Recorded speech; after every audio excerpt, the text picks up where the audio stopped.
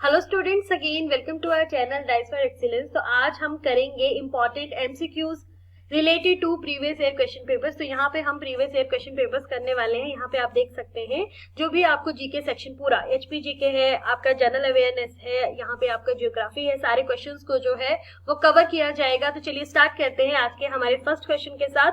तो ये बार बार आपको जो है वो क्वेश्चन रिपीट हुए हैं जो कि आपके आने वाले अपकमिंग एग्जाम्स में आपको पूछे जा सकते हैं। तो चलिए फर्स्ट क्वेश्चन के साथ जो है वो स्टार्ट करते हैं। तो यहाँ पे जो है वो आपको क्वेश्चन पूछा गया है कि हिमाचल प्रदेश का गठन जो है वो कब हुआ था।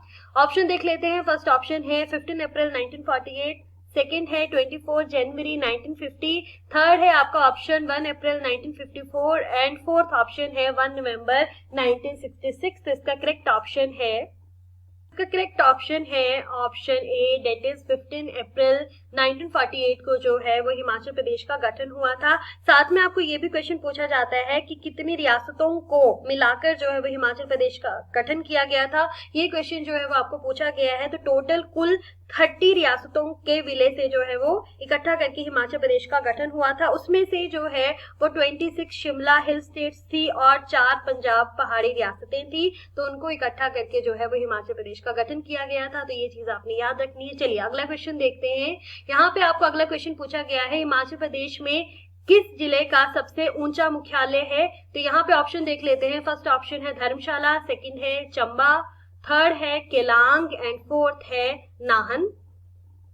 तो इसका करेक्ट ऑप्शन है option C, that is Keylong. ठीक है, तो यहाँ पे आपने याद रखना है। यहाँ पे फर्स्ट ऑप्शन देख लेते हैं। तो यहाँ पे आपको ये भी पूछा जा सकता है कि कांगड़ा का जिला मुख्यालय जो है वो कौन सा है। तो कांगड़ा का है आपका धर्मशाला। उसी तरह से यहाँ पे चंबा का पूछा जाएगा तो चंबा का जो है वो है चंबा ही। और यहाँ पे अगर लाहौल स्पीति का जो पूछा गया है डेट इज केलांग, और सिरमौर का जो पूछा जाएगा वो है आपका नाहन। तो यहाँ पे आपको सिरमौर का भी पूछा जा सकता है, कांगड़ा का भी पूछा जा सकता है और चंबा का भी पूछा जा सकता है। तो यहाँ पे अगर आपको पूछा गया है कि किस जिले का सबसे ऊंचा मुख्यालय है, तो साथ में आपको ऊंचाई भी जो है वो पूछी जा सकती है कि बताइए किसकी ऊंचाई कितनी है। तो इसकी ऊंचाई है 3165 मीटर। ठीक है, तो यहाँ पे केलांग, यहाँ पे इसकी ऊंचाई जो है दैट इज 3165 मीटर। उसी तरह से अगर हम देखें किन्नौर का भी पूछा जाता है। किन्नौर का जो जिला मुख्यालय है वो है रिकांगपिओ। और उसी तरह से शिमला का जो है वो शिमला में ही है। सोलन का पूछा जाए तो सोलन में ही है। बिलासपुर का पूछा जाए तो वो भी बिलासपुर में है। और ऊना का पूछा जाएगा तो वो भी ऊना में है। मंडी का पूछा जाएगा तो मंडी ही है। कुल्लू का पूछा जाएगा तो वो कुल्लू ही है। यहाँ पे सिर्फ आपका कांगड़ा का धर्मशाला है, देख लेते हैं। और यहाँ पे साथ में आपको हमीरपुर का हमीरपुर ही है। और यहाँ पे किन्नौर का जो है वो रिकांगपिओ है। और साथ में यहाँ पे लाहौल स्पीति का केलांग है और सिरमौर का नाहन है। तो बस यही थोड़ा सा, बाकी सेम ही है। अगला क्वेश्चन पूछा गया है कि पानी के घनत्व के हिसाब से हिमाचल प्रदेश की सबसे लंबी नदी कौन सी है। तो आपको रिवर्स के बारे में पूछा जाता है। ये बहुत ही इंपॉर्टेंट टॉपिक है। तो यहाँ पे जो है वो इसका पहले ऑप्शन देख लेते हैं। फर्स्ट ऑप्शन है सतलुज, सेकंड है ब्यास, थर्ड है चिनाब एंड फोर्थ है झेलम। तो इसका करेक्ट ऑप्शन है option C, that is Chenab. अब देख लेते हैं कि आपको क्या क्या इंपॉर्टेंट क्वेश्चन जो है वो पूछ सकते हैं। सबसे पहले यहाँ पे हम देख लेते हैं चिनाब के बारे में। तो चिनाब का जो है वो आपको वैदिक नाम और संस्कृत नाम जो है वो पूछा जाता है। तो चिनाब का जो वैदिक नाम है वो है आपका असिकनी। और यहाँ पे संस्कृत नाम जो है मोस्ट इंपॉर्टेंट पूछा जाता है। तो चिनाब का जो संस्कृत नाम है वो है Chandrabhaga. This is very very important. साथ में ही आपको चिनाब की जो है वो सहायक नदियां भी पूछी जा सकती हैं। तो सहायक नदियां हैं मियार नाला, सेचर नाला। तो ये दोनों ही आपने याद रखने हैं। अब हम थोड़ी सी बात कर लेते हैं कि कितने किलोमीटर की दूरी जो है वो ये तय करती है। तो हिमाचल में 122 किलोमीटर की दूरी जो है वो चिनाब नदी जो है वो तय करती है। साथ में आपको अब एक मोस्ट इंपॉर्टेंट क्वेश्चन पूछा जाता है कि पांगी घाटी के कौन से स्थान पर चंबा जिले में प्रवेश करती है चिनाब नदी। This is very very important question. तो यहाँ पे याद रखिएगा कि पांगी घाटी के भुजिंद नामक स्थान पर जो है वो चंबा जिले में जो है वो चिनाब नदी जो है वो प्रवेश करती है। This is very very important question. और ये भी पूछा जाता है कि चंबा को छोड़कर जो है कश्मीर की कौन सी घाटी में प्रवेश करती है। तो कश्मीर की पॉडर घाटी में जो है ये प्रवेश करती है। और चंबा को कहां से, कौन से स्थान से जो है वो छोड़ती है। तो ये संसारी नाला, याद रखिएगा, मोस्ट इंपॉर्टेंट है। दोनों पूछे जाते हैं। अगर आपको चंबा जिले में प्रवेश का पूछा जाएगा तो वो आएगा भुजिंद। और यहाँ पे पूछा जाएगा कि छोड़कर कश्मीर की बॉर्डर वैली में प्रवेश करती है तो कौन सी जगह से, तो वो आएगा संसारी नाला। ठीक है, दोनों चीजें याद रखिएगा। और यहाँ तो हमने बात कर ही ली कि इन टर्म्स ऑफ वॉल्यूम जो है ये कौन सी है, हिमाचल प्रदेश की सबसे लंबी नदी, तो वो है आपकी चिनाब। उसी तरह से आपको पूछा जा सकता है एक और क्वेश्चन कि यहाँ पे आपको ऑप्शन ए दे के रखा है। ठीक है, तो ऑप्शन ए क्या है आपका, सतलुज। तो सतलुज जो है वो हिमाचल प्रदेश की सबसे लंबी नदी है। और अगर इन टर्म्स ऑफ वॉल्यूम पूछा जाएगा, पानी के घनत्व के अनुसार पूछा जाएगा, तो वो कौन सी नदी आएगी, वो आएगी आपकी चिनाब नदी। अगला क्वेश्चन आपको पूछा गया है कि भारत का कुल क्षेत्रफल जो है वो कितना है, तो यहाँ पे इसका करेक्ट ऑप्शन है ऑप्शन ए, दैट इज 3287263 वर्ग kilometre. This is also very important question. चलिए अगला क्वेश्चन आपको पूछा गया है कि युआन किस देश की मुद्रा है, तो ऑप्शन देख लेते हैं। फर्स्ट ऑप्शन है जापान, सेकेंड है चीन, थर्ड है इंडोनेशिया एंड फोर्थ है नेपाल। तो इसका करेक्ट ऑप्शन है, तो इसका करेक्ट ऑप्शन है ऑप्शन बी, दैट इज चीन। तो युआन जो है वो किस देश की मुद्रा है, वो है चीन की। उसी तरह से चलिए यहाँ पे देख लेते हैं जापान की, तो जापान की है वो है येन। ठीक है, येन और युआन में जो है वो डिफरेंस कर लीजिएगा, जापान की है येन और युआन है चीन की। उसी तरह से इंडोनेशिया का देखेंगे तो इंडोनेशिया का है रुपया, और नेपाल का अगर देखें तो नेपाल का है नेपाली रुपया। तो आपको ये भी पूछी जा सकती है अगली बार। चलिए अगला क्वेश्चन देखते हैं। अगला क्वेश्चन आपको पूछा गया है वायुमंडल की सबसे निकट की सतह को क्या कहा जाता है यहाँ पे, तो यहाँ पे बोला गया है what is the layer of atmosphere nearest to the earth called. First option है यहाँ पे स्ट्रेटोस्फेयर, सेकंड है आइनोस्फेयर, थर्ड है यहाँ पे ट्रोपोस्फेयर एंड फोर्थ है आपका मेसोस्फेयर। तो इसका करेक्ट ऑप्शन है option C, that is troposphere. चलिए अगला क्वेश्चन आपको पूछा गया है very very important, which planet is called the morning star and evening star. तो ये हम ऑलरेडी जो है वो जनरल साइंस जो हमने एमसीक्यू सीरीज जो है वो स्टार्ट की है, वहां पे ऑलरेडी हम डिस्कस कर चुके हैं इस क्वेश्चन को, और हम वहां पे जो है वो पार्ट 7 तक जो है वो एमसीक्यू सीरीज कंप्लीट कर चुके हैं। तो अगर आपने नहीं देखी है तो आप जाके प्ले लिस्ट चेक कर सकते हैं, वहां पे हमने मोस्ट इंपॉर्टेंट जनरल साइंस के एमसीक्यूज भी जो है वो किए हैं। तो यहाँ पे पहले देख लेते हैं ऑप्शन। फर्स्ट ऑप्शन है मरकरी, सेकंड है वीनस, थर्ड है मार्स एंड फोर्थ है जुपिटर। तो इसका करेक्ट ऑप्शन है option B, that is Venus. ठीक है, यहाँ पे वीनस जो है उसको morning star and evening star कहा जाता है। उसी तरह से यहाँ पे जुपिटर का देखें तो जुपिटर को जो है वो जाइंट प्लेनेट भी बोला जाता है, और ये लार्जेस्ट प्लेनेट है सोलर सिस्टम का। This is very very important question. और जो मार्स है उसको रेड प्लेनेट के नाम से भी जाना जाता है, और अगर हम बात करें ब्लू प्लेनेट के नाम से किसको जाना जाता है, तो अर्थ को जो है वो ब्लू प्लेनेट भी जो है वो बोला जाता है। चलिए अगला क्वेश्चन देखते हैं कि अगला क्वेश्चन आपको पूछा गया है What type of mountain the Himalayas are। तो हिमालय जो है वो कौन से टाइप के माउंटेन है। सबसे पहला ऑप्शन देख लेते हैं यहाँ पे वॉल्केनिक, थर्ड है आपका ब्लॉक माउंटेन, सेकंड है आपका रेसिडुअल माउंटेन एंड फोर्थ है फोल्ड माउंटेन। इसका करेक्ट ऑप्शन है option D, that is fold mountain.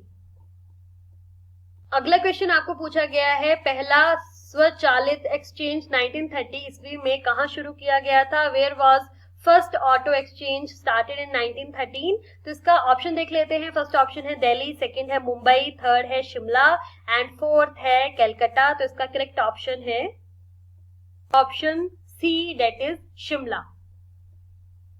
अगला क्वेश्चन आपको पूछा गया है भारत में मीठे पानी की सबसे बड़ी झील कौन सी है। ऑप्शन देख लेते हैं। फर्स्ट ऑप्शन है वुलर लेक, सेकंड है चिल्का लेक, थर्ड है डल लेक एंड फोर्थ है लोनार लेक। तो सबसे इंपॉर्टेंट बात ये है कि यहाँ पे आपको जो है वो साथ में ये भी दिया गया है कि कौन सी लेक कहाँ पे है।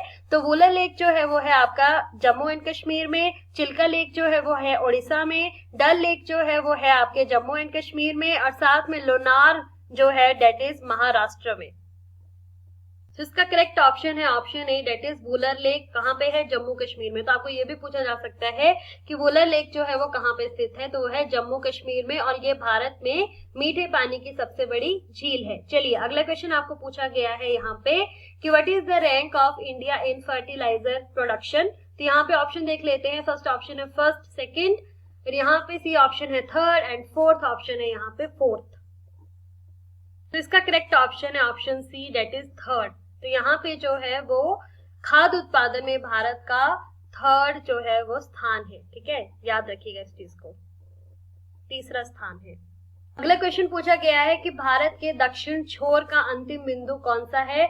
ऑप्शन देख लेते हैं। यहाँ पे ऑप्शन है किबुथु, सेकंड है धोरेमोटा, थर्ड है इंदिरा कॉल एंड फोर्थ है इंदिरा पॉइंट। तो इसका करेक्ट ऑप्शन है option D, that is Indira point. उसी तरह से आपको अगर उत्तरी बिंदु पूछा जाएगा तो उसका ऑप्शन आएगा इंदिरा कोल, और उसी तरह से आपको अगर किबुथु पूछा जाएगा तो वो है ईस्टर्न मोस्ट पॉइंट। तो दोनों तीनों चीजें याद रखिएगा, अलग तरह से पूछा जा सकता है। अभी आपको दक्षिण छोर पूछा गया है, कल को आपको जो है वो उत्तरी बिंदु भी पूछा जा सकता है। तो याद रखिए इसका ऑप्शन है इंदिरा कोल।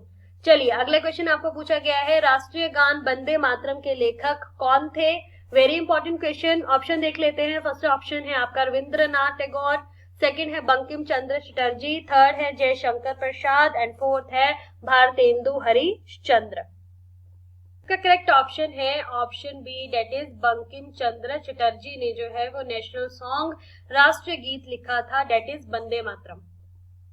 अगला क्वेश्चन आपको यहाँ पे पूछा गया है कि भूटान की सीमा किस प्रदेश से नहीं लगती है। ऑप्शन देख लेते हैं। फर्स्ट ऑप्शन है सिक्किम, सेकंड है पश्चिम बंगाल, थर्ड है असम एंड फोर्थ है मेघालय। तो इसमें यहाँ करेक्ट ऑप्शन है option D, that is Meghalaya. तो मेघालय, भूटान की सीमा मेघालय से नहीं लगती है। तो यहाँ पे जो ऑप्शन दिए गए हैं उनके साथ लगती है, जैसे सिक्किम हो गया, पश्चिम बंगाल हो गया यहाँ पे, उसी तरह से असम हो गया और साथ में अरुणाचल प्रदेश भी है। ठीक है, तो ये आपने याद रखनी है। चलिए अगला क्वेश्चन आपको पूछा गया है, जोजिला दर्रा जो है वो किसको जोड़ता है। ऑप्शन देख लेते हैं। फर्स्ट ऑप्शन है भारत से चीन, सेकंड है शिमला से तिब्बत, थर्ड है श्रीनगर से लेह और फोर्थ है आपका कांगड़ा से चंबा। तो इसका करेक्ट ऑप्शन है, this is very important question, यहाँ पे इसका करेक्ट ऑप्शन है option C, that is Srinagar से लेह जोजिला दर्रा जोड़ता है। अगले क्वेश्चन आपको पूछा गया था कि ऋग्वैदिक काल में प्रमुख देवता कौन थे। ऑप्शन देख लेते हैं। फर्स्ट ऑप्शन है सूर्य, सेकंड है रुद्र, थर्ड है इंद्र एंड फोर्थ है मरुत। इसका करेक्ट ऑप्शन है option C, that is Indra. ऋग्वैदिक काल में प्रमुख देवता थे इंद्र। चलिए अगला क्वेश्चन यहाँ पे पूछा गया है कि शक संमत का आरंभ जो है वो किसने किया था। तो यहाँ पे ऑप्शन देख लेते हैं। फर्स्ट ऑप्शन है बिंदुसार, सेकंड है कनिष्क, थर्ड है चंद्रगुप्त मौर्य एंड फोर्थ है समुद्रगुप्त। तो इसका करेक्ट ऑप्शन है option B, that is Kanishka. Shaka Samvat का आरंभ जो है वो किसने किया था, कनिष्क ने। चलिए अगला क्वेश्चन देखते हैं। यहाँ पे अगला क्वेश्चन है, मोहम्मद गजनवी ने नगरकोट कांगड़ा के मंदिर को कब लूटा था। Most important question. First option देख लेते हैं। फर्स्ट ऑप्शन है 1009 में। तो यहाँ पे आपका सेकंड ऑप्शन है 1026 में, थर्ड है आपका 1027 ईस्वी में एंड फोर्थ है 1028 ईस्वी में। इसका करेक्ट ऑप्शन है ऑप्शन ए, डेट इज 1009 ईस्वी में मोहम्मद गजनवी ने जो है वो नगरकोट कांगड़ा के मंदिर को लूटा था। चलिए अगला क्वेश्चन देख लेते हैं। तो अगला क्वेश्चन है, बाबर ने अपनी आत्मकथा तुझ के बाबरी जो है किस भाषा में लिखी थी। तो यहाँ पे बोला गया है कि in which language did Babar write his autobiography. Option देख लेते हैं। फर्स्ट ऑप्शन है अरबी, सेकंड है तुर्की, थर्ड है फारसी एंड फोर्थ है उर्दू।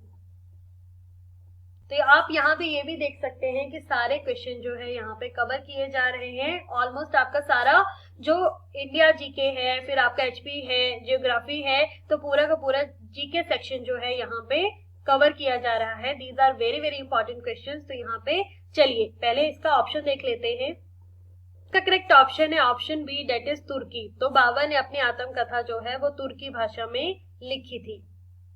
अगला क्वेश्चन पूछा गया है, भक्ति को दार्शनिक आधार देने वाले प्रथम आचार्य कौन थे। ऑप्शन देख लेते हैं। फर्स्ट ऑप्शन है रामानुचार्य, सेकंड है माधवाचार्य, थर्ड है शंकराचार्य एंड फोर्थ है निम्भकाचार्य। तो इसका करेक्ट ऑप्शन है, तो इसका करेक्ट ऑप्शन है option A, that is Ramanujacharya. तो ये याद रखिएगा। अगला क्वेश्चन पूछा गया है, भारत छोड़ो आंदोलन में करो या मरो का नारा किसने दिया था। ऑप्शन है आपका सुभाष चंद्र बोस, सेकंड है महात्मा गांधी, थर्ड है जवाहरलाल नेहरू एंड फोर्थ है सरदार पटेल। तो इसका करेक्ट ऑप्शन है, this is very common and important question also. तो इसका करेक्ट ऑप्शन है option B, that is Mahatma Gandhi. तो महात्मा गांधी ने करो या मरो का नारा जो है वो दिया था। और ये भी पूछा जा सकता है कि कौन से आंदोलन से रिलेटेड है। तो ये है भारत छोड़ो आंदोलन से रिलेटेड। चलिए अगला क्वेश्चन यहाँ पे संविधान का देख लीजिए। यहाँ पे आपको पॉलिटी का जो है वो सेक्शन जो है क्वेश्चन आ गया है। देख लेते हैं क्वेश्चन क्या पूछा गया है। फर्स्ट आपको यहाँ पे क्वेश्चन पूछा गया है, संविधान के किस संशोधन द्वारा जो है मताधिकार की आयु 21 वर्ष से घटाकर 18 वर्ष कर दी गई है। मोस्ट इंपॉर्टेंट क्वेश्चन है। तो यहाँ पे जो आपके ऑप्शन है, फर्स्ट ऑप्शन है तो इसके ऑप्शन है, फर्स्ट ऑप्शन है 61, सेकंड है आपका 62, थर्ड है 63 एंड फोर्थ है 64। तो यहाँ पे संविधान के किस संशोधन द्वारा मताधिकार की आयु को जो है 21 वर्ष से घटाकर 18 वर्ष कर दी गई है। तो इसका करेक्ट ऑप्शन है ऑप्शन ए, डेट इज 61। चलिए अगला क्वेश्चन देख लेते हैं। अगला क्वेश्चन आपको फिर से जो है पॉलिटी से पूछा गया है। यहाँ पे पूछा गया है राष्ट्रपति को पद और गोपनीयता की शपथ जो है वो कौन दिलवाता है। This is very very important question. Option है प्रधानमंत्री, सेकंड है लोकसभा अध्यक्ष, थर्ड है आपका सर्वोच्च न्यायालय के मुख्य न्यायाधीश एंड फोर्थ है आपका उपराष्ट्रपति। तो इसका करेक्ट ऑप्शन है ऑप्शन सी, डेट इज सर्वोच्च न्यायालय के मुख्य न्यायाधीश द्वारा जो है राष्ट्रपति को पद और गोपनीयता की शपथ जो है वो दिलवाई जाती है। चलिए अगला क्वेश्चन है यहाँ पे भारत का सबसे बड़ा नेवल बेस कहाँ स्थित है। ऑप्शन दिया ही गया है करेक्ट। तो यहाँ पे आपका कारवार जो है कर्नाटक, ये है भारत का सबसे बड़ा नेवल बेस, यहाँ पे स्थित है। तो आज का हम लास्ट क्वेश्चन करेंगे। भारत के संविधान में प्रस्तावना की भाषा किस देश से ली गई है, कि संविधान से जो है वो ली गई है। ऑप्शन है यहाँ पे ऑस्ट्रेलिया, सेकंड है इंग्लैंड, थर्ड है जर्मनी एंड फोर्थ है आयरलैंड। तो इसका करेक्ट ऑप्शन है option A, that is Australia. तो भारत के संविधान में प्रस्तावना की भाषा जो है वो ऑस्ट्रेलिया से ली गई है। उसी तरह से कुछ इंपॉर्टेंट देख लेते हैं यहाँ पे। तो यहाँ पे आपको पूछा जाता है कि संविधान में जो संशोधन होता है वो कौन से देश से लिया गया है। तो वो लिया गया है दक्षिण अफ्रीका से। उसी तरह से यहाँ पे आयरलैंड से क्या पूछा जाता है कि नीति निदेशक सिद्धांत जो हैं वो कहाँ से लिए गए हैं। तो ये लिए गए हैं आयरलैंड से। उसी तरह से आपको एक और क्वेश्चन पूछा जाता है कि समवर्ती सूची जो है या केंद्र राज्य संबंध जो है वो कौन से देश से जो है वो लिया गया है। तो वो लिया गया है आपका ऑस्ट्रेलिया से। ठीक है, तो भारत में प्रस्तावना की जो भाषा है, संविधान में जो प्रस्तावना की भाषा है वो भी ऑस्ट्रेलिया से लिया गया है और ऑस्ट्रेलिया से समवर्ती सूची भी ली गई है और केंद्र राज्य संबंध जो है वो भी लिए गए हैं। उसी तरह से यहाँ पे आयरलैंड के बारे में पूछा गया। तो राष्ट्रपति का निर्वाचन जो है वो भी कौन से देश से संबंधित है। तो ये भी आयरलैंड से जो है वो लिया गया है। चलिए, तो ये थे आपके कुछ इंपॉर्टेंट क्वेश्चन। तो यहाँ पे जो है वो आप रिवीजन करते रहिएगा। और साथ में मैं आपको ये बता दूं कि हमने जो है वो 58 पार्ट जो है वो HPGK के भी कंप्लीट किए हैं। तो वहां पे जाके भी आप रिवीजन कर सकते हैं। जनरल साइंस का भी हम MCQ सीरीज जो है वो कर रहे हैं। तो पार्ट 6 जो है वो हम कर चुके हैं। तो वहां जाकर आप रिवीजन कर सकते हैं। और अभी जो है वो हमने नई रिवीजन सीरीज जो स्टार्ट की है प्रीवियस ईयर क्वेश्चंस की। तो यहाँ पे आप आकर रिवीजन कर सकते हैं। तो अगर आपको वीडियो अच्छी लगी हो तो काइंडली शेयर एंड सब्सक्राइब। धन्यवाद।